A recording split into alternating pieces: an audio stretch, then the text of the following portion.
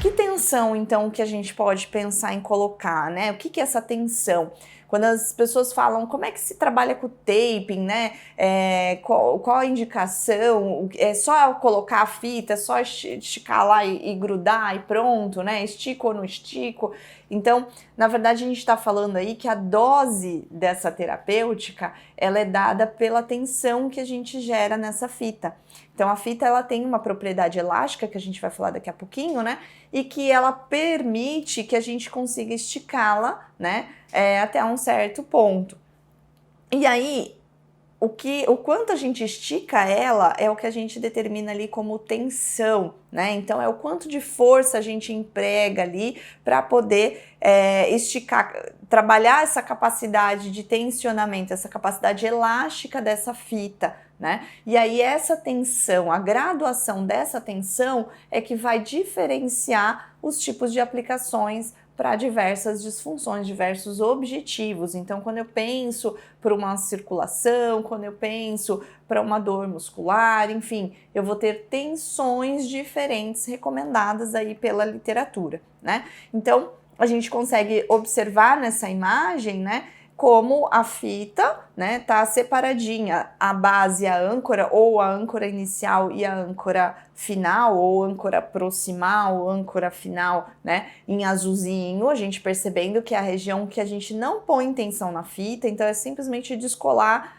do papel dela e grudar na pele do paciente, para que ela fique sem ter uma tensão forte, querendo tirar ela, descolar ela dali.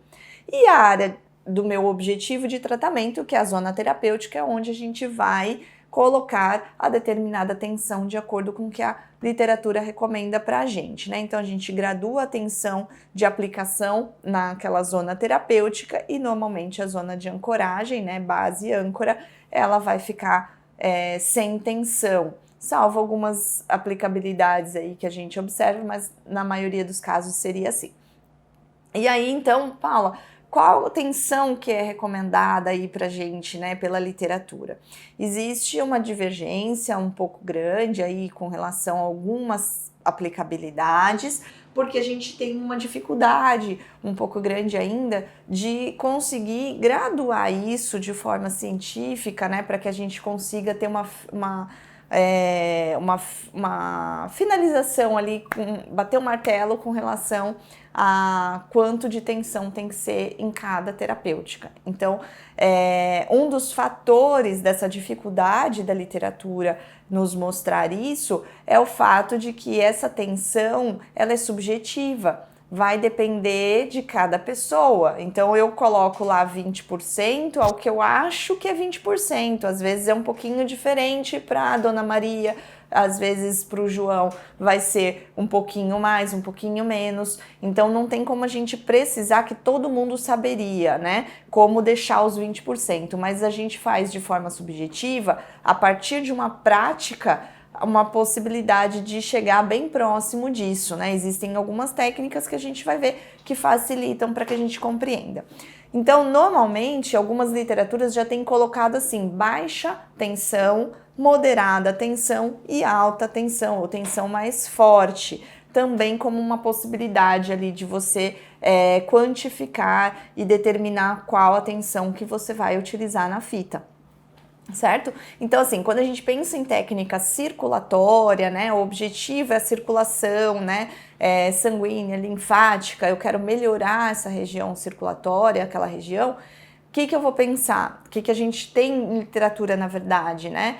Sempre tensões baixas, pelo menos até hoje, atualmente, o que a gente tem de literatura científica com relação à aplicação do taping é que para edemas, para alterações circulatórias, a gente sempre trabalha com doses mais de tensão mais baixa, né? Então vai até cerca de 20%. Às vezes é paper off, é só tirar o papel e colocar, às vezes uma levezinha tensão, aí já está o suficiente, é o que a gente tem em literatura.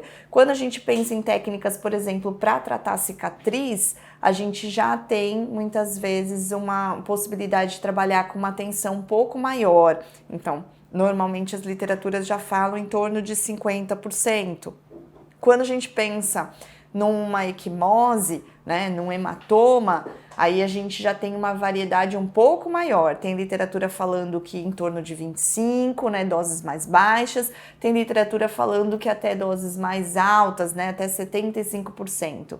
O que eu recomendo normalmente, a gente vai falar um pouquinho mais para frente sobre essas aplicações, é que quanto mais recente tiver a lesão, põe um pouco menos de tensão, começa com menos tensões, né?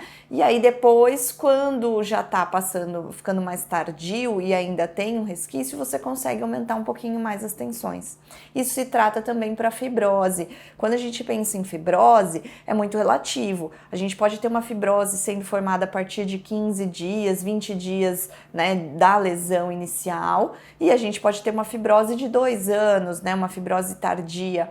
Então, quando a gente pensa naquela fibrose inicial, né, recente, a gente também normalmente trabalha com tensões um pouco mais baixas, né, até no máximo 50%. Quando a gente pensa em fibroses mais tardias, mais antigas, a gente já poderia trabalhar com tensões até cerca de 75%, que é o que fala a literatura, né?